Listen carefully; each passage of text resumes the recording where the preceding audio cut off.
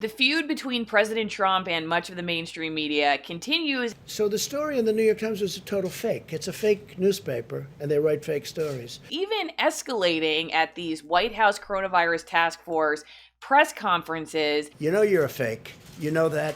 Your whole network, the way you cover it, is fake. And so today in this video, I really wanted to just break down this main question. Are press conferences really journalism at all? We're in Clearwater tonight. I'm Allison Morrow. Hi, I'm Allison Morrow. I'm Allison Morrow. And I've gone to a lot of places. On St. Pete Beach, Allison Morrow. And now with my former Force Recon Marine husband, I'm going off-grid-ish. Hi, I'm Allison Morrow. If you're new to the channel, don't forget to subscribe and hit that bell icon for notifications when I upload new videos. Just quick background, I am a former TV news journalist, so press conferences are a topic I feel very comfortable talking about.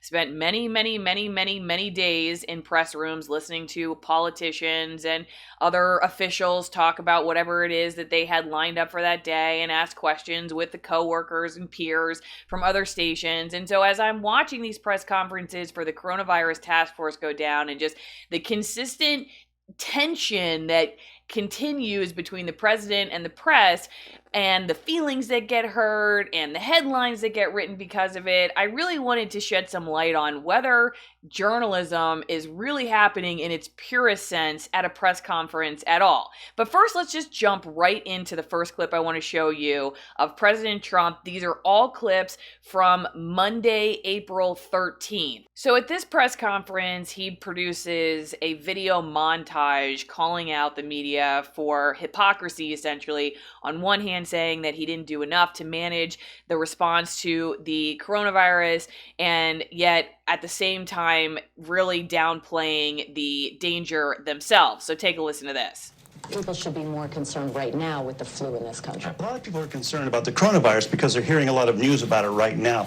But the reality is, comparing it to the flu, for example, it's not even close to being at that stage. What if it is worse? How worried should Americans be about coronavirus? Coronavirus is not going to cause a major issue in the United States.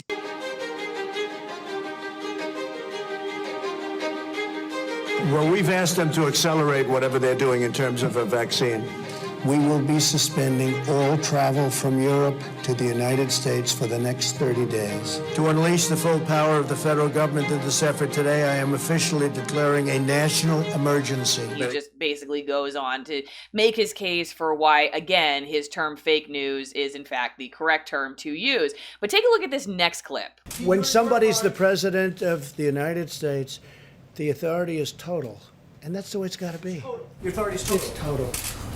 The authority of the President of the United States having to do with the subject we're talking about is total. People are asking him about who has the power to reopen or essentially shut down the economy. Can the governors do it? Do they have to listen to the president? Who is ultimately in charge? Of course, you heard President Trump say that the president's authority power is total. And then people kind of start to freak out after that. But the reality of this situation, which is why I used it and brings us to the main point of this video, is that when you are a journalist covering a press conference, you are at the mercy of whoever is running the press conference. So they can say whatever they want. They can say their power comes from leprechauns. They can say their power is total. They can say that your name is Joe when your name is really Alicia. It doesn't matter. They're the ones with the microphone. They have set the stage for this. And the only fact checking that you're really capable of doing, I guess, is if you can have your phone out and you can Google something, but you're not filing public records requests. It's really hard to get any sense of like gotcha or accountability in a real journalistic sense in a situation like this.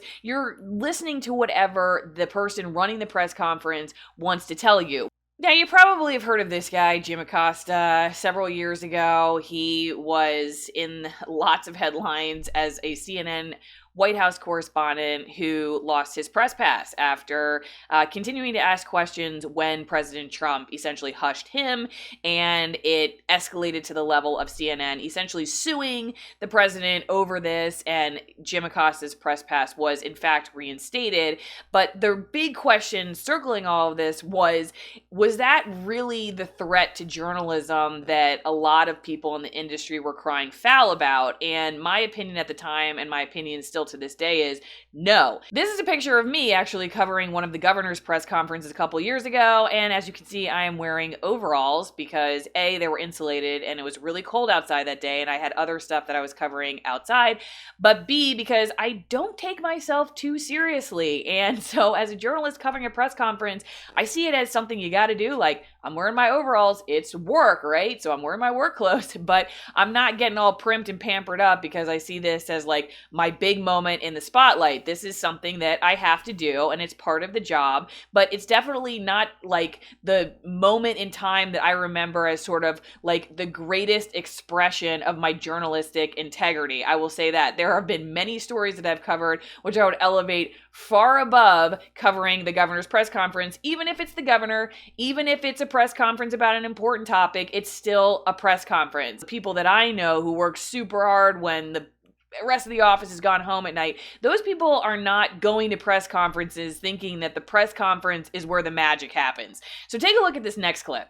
Why are there no consequences for China for the misinformation How do you know that there they are no shared? consequences? We've been asked, and it How do you appeared know that there are no were consequences? What are the consequences, Mr. President, I for the wouldn't tell you. misinformation? China will find out. But Why would I but tell you? People are concerned that they stonewall. No, you started that off by they saying, why are there no misinformation. consequences? You've asked this a few times, so following up on your response, why are there no How do consequences you for know China? there are no Because we've consequences? asked you, You're and going to you've find said- out. you've said I that you wouldn't did tell not. you. You'd probably be the last person on earth I'd tell. Okay, and he's not lying. She probably is the last person on earth that he'd tell. But the reality is, like, journalists are the last people on earth that would be told a lot of things by a politician or somebody in power, especially at a press conference, which is the point I'm trying to make here. Like, at least President Trump just flat out says it, like, I'm not going to tell you. I don't want to tell you. Why would I tell you? Like, this should be the takeaway from all of this, is that when you're at a press conference, you are not getting the full story. You are getting theatrics. This is a whole sort of Broadway show of politics or whatever else you're there to cover, where the person who is running the show, the director, the producer, whatever, who is in this particular case President Trump, is going to have the final word, and that's just what it is. That's what a press conference is. It's not investigative journalism. It's not filing a public records request. It's not calling sources in the middle of the night. It's not meeting with people and putting your life or your liberty at risk like some of the best journalists that are breaking the historic news that we're watching today. This is not where that happens. You know you're a fake. You know that. Your whole network, the way you cover it, is fake. This whole term fake news, I think, is something that has bruised the ego of many journalists since President Trump became the president of the United States and just sort of punched back in a way that other presidents had not. Now, this is not to say that other presidents had not come after the press. In fact, I did a video not too long ago that mentioned how President Obama actually used the Espionage Act against journalists, but he was much quieter in public about any criticism he had for them. The people I know who are doing some of the toughest, hard-hitting journalism in the media industry today are people who go to press conferences only because they've been evaded by one or another person that they have been trying to get on the record. So say they're tracking down the CEO of a company that's been polluting or putting its employees in a dangerous situation, or it's trying to track down a government official that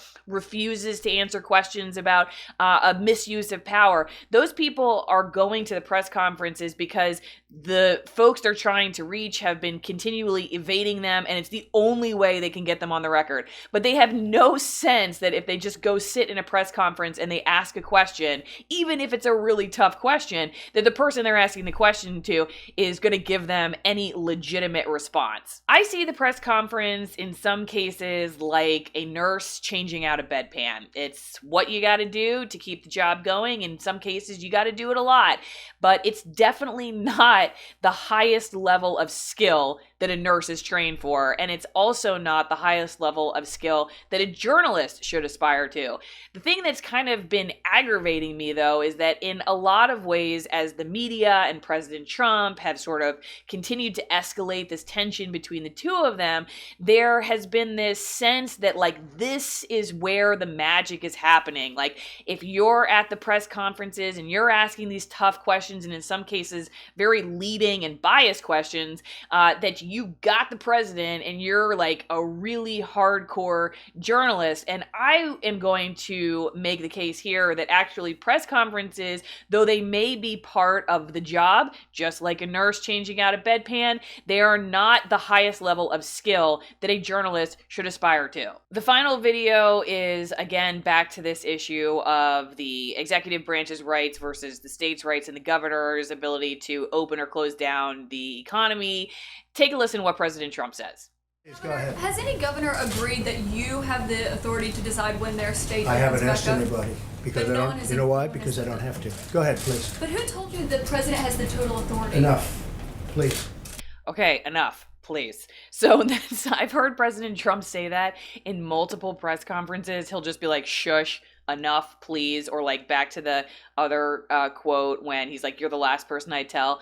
And you may love or hate his way of dealing with the media by just basically essentially silencing and shushing people.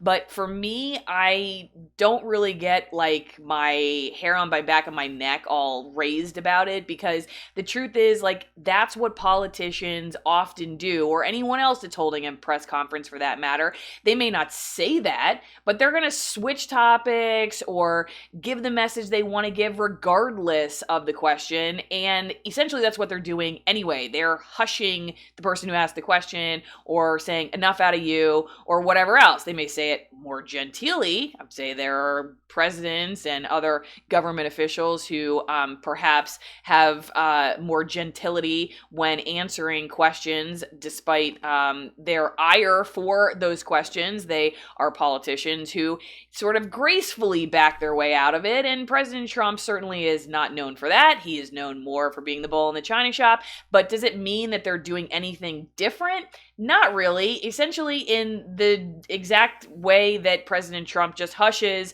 someone outright, another politician may evade the question by just saying whatever they want to say in response to it, whether it actually answers the question or not. One thing I learned covering press conferences over many years is that they're often planned in advance.